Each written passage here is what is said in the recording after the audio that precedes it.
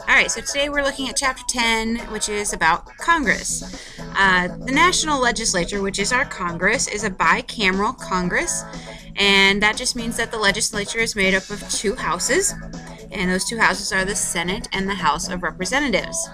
This was established by the Constitution, and there's three major reasons for that. The first is just a historical reason.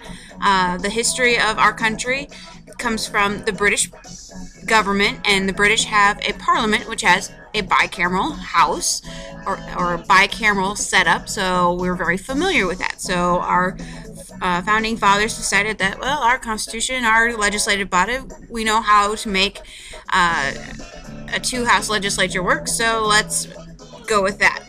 The second reason is a practical reason.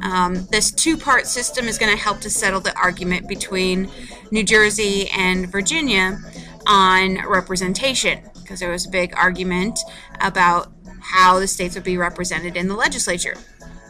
And the third reason is theory, that each house would check and balance the other so that neither one would have more power than the other. So that's why we have a bicameral form of Congress. The terms and session of Congress. Congress, like I said, is made up of representatives and senators. And Congress itself, so both bodies together, has a term of 2 years. So every 2 years is a new session. So you have 2 sessions in your term, one each year. So one session and then the second session within that term. So Congress remains in session throughout most of the year. They do have several breaks throughout the year, like for holidays and just to take a break so they can rethink things and go back to their home states and meet with their constituents and all that kind of stuff. Neither house, however, can adjourn without the consent of the other. So if the House gets done before the Senate gets done with stuff, the House isn't able to go home until the Senate gets done, basically is how that works. So they both need to get done before they can actually leave or call for a break. Now, the president is able to call special sessions if something happens while they're on break. It's not really so much a major power anymore, since Congress is pretty much in session for most of the year anyway, but we have seen it used in recent times, as recently as the 9/11 attacks. President Bush called a special session of Congress because Congress was out of session at that time, going back home. So he called a special session to bring them back together to deal with the 9/11 attacks. So that's Congress as a whole. So now we're going to look at each of the different houses. The first is the House of Representatives, and the House of Representatives is made up of 435 members. This is not fixed by the Constitution, but it is set by Congress.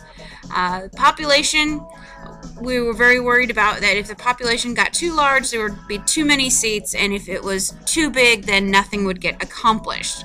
And so the Constitution does guarantee that each state will have representatives that are apportioned or distributed by their population. So it doesn't set the number, but it does say that they are distributed or apportioned by their population. Now, in the House of Representatives, each representative serves a term of 2 years, and there's no limit on how many years they can serve. They can serve for as many as they can get elected to. Now, the House has a deliberately shorter term because an election is always coming up. They need to kind of have their thumb on the pulse of America. They need to know what their constituents are paying attention to and what issues are important to them. So this shorter term makes them much more accountable to the public and to the people they represent.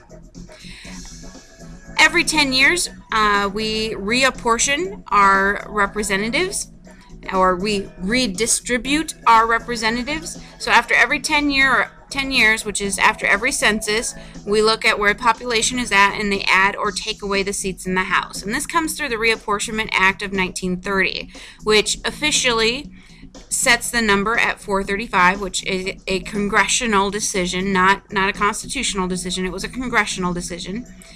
And after, basically it sets up the process for reapportionment. after the census is taken, the Census Bureau decides, okay, how many numbers of seats go per state, because you want to divide it up from that 435 based on that population and their percentage of the population. So then they send that number to the president, the distribution of the seats to the president, and the president then sends it on to Congress for Congress to approve. Within 60 days, Congress either has to approve it or reject it. If they reject it, it goes back to the Census Bureau, and they redo the numbers and figure out what to do. So that's how that process works. We do have congressional elections, and the date is the same day in every state. It's always the Tuesday following the first Monday in November. So the Tuesday following the first Monday in November. And so that means Election Day will never land on November 1st, because there's no, the Tuesday, even if the Tuesday is November 1st, it has to wait for the first Monday. So that takes place of every even-numbered years. There's always an election in an even-numbered year. So, in off-year elections are non-presidential years. So typically that's just when representatives or senators are up for election. Gerrymandering is kind of an issue with congressional elections, especially when they are reapportioning the districts and seeing where the representation is going to lie. What gerrymandering is, and it's something that was a bigger deal, well, it's still kind of a big deal too today, but it's an illegal practice where districts are drawn to a certain party's advantage. That when they redraw the lines, because they have to, for example, when Iowa went from 5 representatives down to 4 representatives, we had to redraw our state lines as to where the 4 representatives would come from instead of the 5. So going from 5 districts to 4, those lines had to be redrawn. And so if we were gerrymandering it, the state officials could make it so that each district was overwhelmingly Republican, or they could make it so it was overwhelmingly Democrat. And that wouldn't be really fair, because they were drawing those lines to a party's advantage, either the Republicans or the Democrats, depending on which one it favored. So that's a practice that's considered illegal, because you're basically rigging an election. So that's not a good thing. Qualifications for the House of Representatives: a minimum age of 25. You do have to be a citizen for at least 7 years, and you must be an inhabitant of the state that you are elected to. Now, it's also custom that you live in the district that elected you, especially for those House members. But sometimes, especially when you get redistricted, or your state is redistricted, you no longer live in the district that you are elected in. So it kind of makes a difference on that. So they're a little bit lenient on that. The custom is that you would live there, but you definitely have to live in the state that you are elected to. So when we look at the Senate, the Constitution sets it at 2 senators from each state.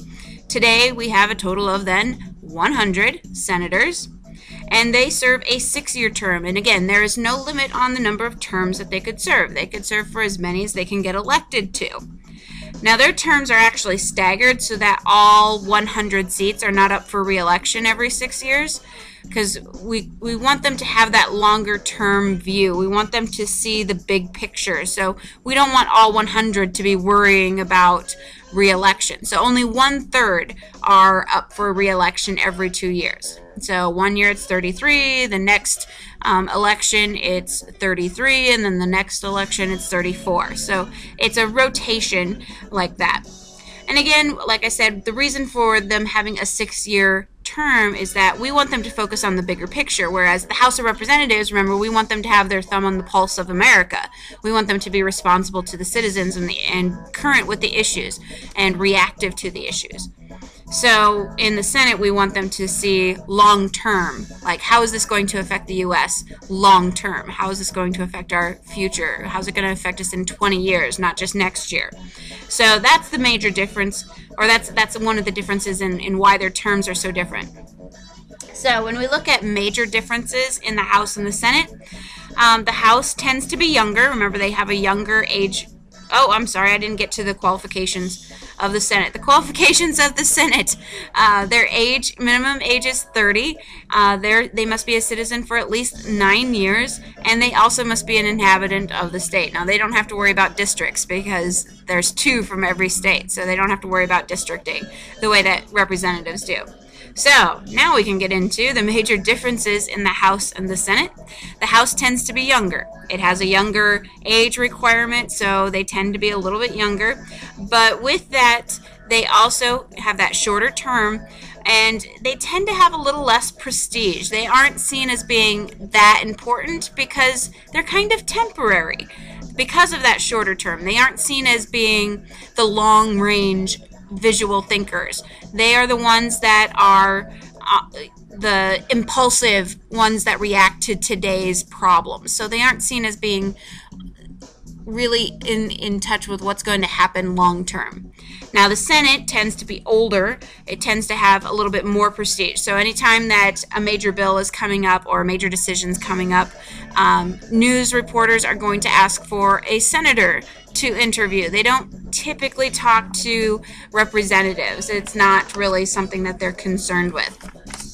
So when we look at congressional members, there's kind of a couple views on members of Congress, and we're going to look at a couple of different political scientists and what they think. So first up is David Mayhew, and David Mayhew believes that members of Congress are re-election seekers. That's their one thing, that they're worried about getting re-elected. So once they get elected, they're only worried about getting re-elected. And he says that every behavior is single-minded for them in pursuit of that re-election, that everything they do is to get re-elected. And so they're going to engage in certain activities that are going to lead to that re-election. And he talks about 3 activities that they do. The first is that they advertise. They get themselves known. They want to increase their name recognition. They want people to know who they are as soon as they hear their name. So they try to link their name to something good. So if they bring money to the state or money to the district, or they vote against a bill that is very unpopular in their district, they're going to try and link their name to that, and they're constantly going to bring that up. Another way that they do that through advertising is called the franking privilege, and the franking privilege is basically free postage. It's free mail. They can send out stuff to anybody they want to, and it doesn't cost them a dime. And so that's why, especially right at election time, your mailboxes get flooded with all kinds of flyers and postcards, and occasionally they'll send out like Christmas cards to people that are registered voters for their party and all kinds of stuff. So they have this ability to send out all kinds of mail and not have to pay for it. The second activity that they do is they are position takers, which means that they tend to be talkers but not doers. They figure out who their target audience is, so as soon as they come to give a speech or talk to people, they know who their audience is, and they make a symbolic speech, something that sounds really, really good, that they are going to do this for you and they're going to do that for you. But when it comes down to it, they aren't really doing a whole lot for you. They are just talking about what they're doing. They're not really doing what they say they're going to be doing. The third thing that they do, their third activity, is that they tend to be credit claimers. And credit claimers just means that they like to do stuff for people because then they can take the credit for it. If they bring federal money to the district to help rebuild something or to help fund a school or whatever, they are going to make sure people know about it. They want to take credit for, I brought $10 million to this district or to Northwest Iowa, or I helped to institute this law that is going to benefit you in this way. So they do that kind of stuff. They really, really like to be a liaison or a connection between their constituents, the people they represent, and the government. So they love to do favors like coming in and giving speeches or doing a photo opportunity like cutting the ribbon on a new business and that kind of thing. They really want to be very visual at that and see as being that connection. So according to Mayhew, he asked the question, why do incumbents, and incumbents are people who are already in office that are seeking to get reelected, why do they win 94% of the time? Because they do. Statistics show us that incumbents, if you're already in office, you're pretty well set. You're probably going to win. Well, the reason they win 94% of the time is they know what they're doing. They win consistently, so they know how to win. They know what to do in order to win. On the other hand, you have Richard Fenno, and Richard Fenno says that Mayhew's only half right. So he kind of agrees with him, but he doesn't completely agree with him. And he says that Mayhew's only half right. He says, yes, they engage in these 3 activities, but most members of Congress go into it because they want to make good public policy. They want to make good laws. And so he says congressional members have 2 goals. Number one, that yes, they have re-election concerns. Those are legitimate concerns. The only way you're going to make good laws is if you're in a position to make good laws. So they kind of have to be worried about those things like getting re-elected. But he says their second goal is that they're here to make good public policy, and you can't do that from your living room. You have to be a part of the process. And so he says, yeah, half of it, yeah, they need to get re-elected, but the other half is that they're there to do good things. They want to make a difference. And so he says what you really have to watch out for with congressional members is their style. Are they a home-style politician, or are they a Washington-style politician? Now, home-style, typically those types of politicians are very worried about the re-election stuff. They want to be re-elected. And so they make a lot of visits home, and they're making a lot of public appearances to get their name out there. They do a lot of things to get make sure that they're going to get reelected.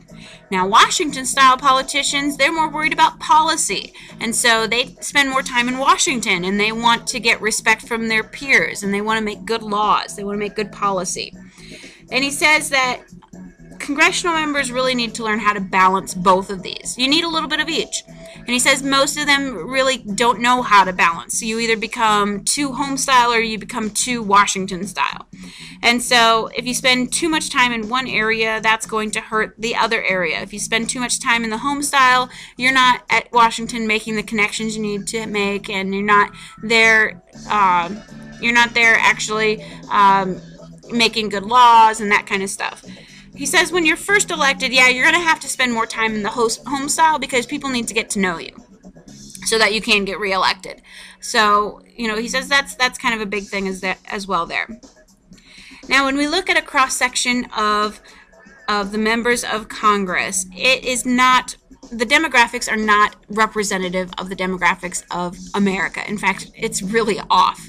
When you look at the average age of our congressional members, the average age of representatives is about 57.2 years. The average age of senators is 63.1. So remember, I said the House is younger, but it's not like 25 years old young. It's 57 years young, as opposed to senators, which are 63.1. When we look at marital status, most of them are married. There's a few that are divorced, and on average, they have about 2 kids. When we look at religion, the breakdown of religion is that there's about 54%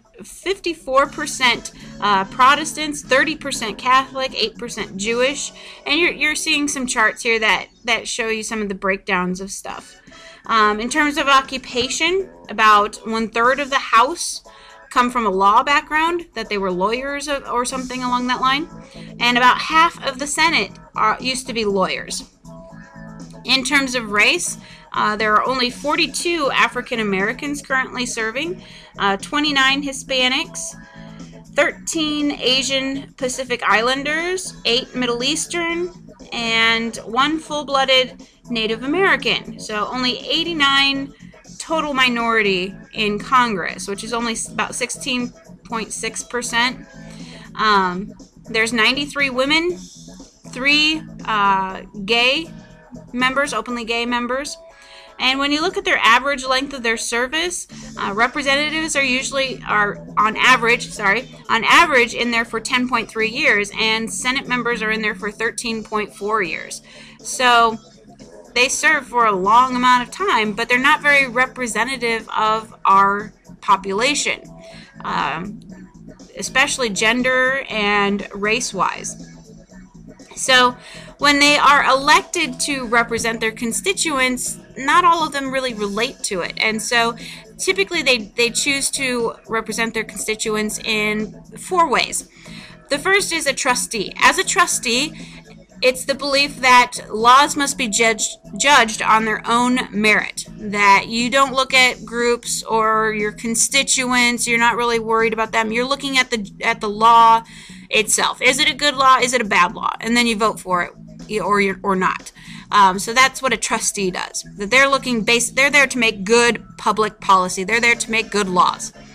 The second way is through a delegate, and delegates believe that they are agents of those who elect them. So they're agents of their constituency, and so they vote the way that they think the people from their district would vote. So they want to go with the way that the people who voted for them would vote. And so they try to suppress their own views, and they try to suppress their party's views. So they're looking at, okay, the people back home, this is how they would want me to vote. The third way is a partisan, and a partisan believes that their first allegiance is to their political party, and so they try and stay in line with the party platform.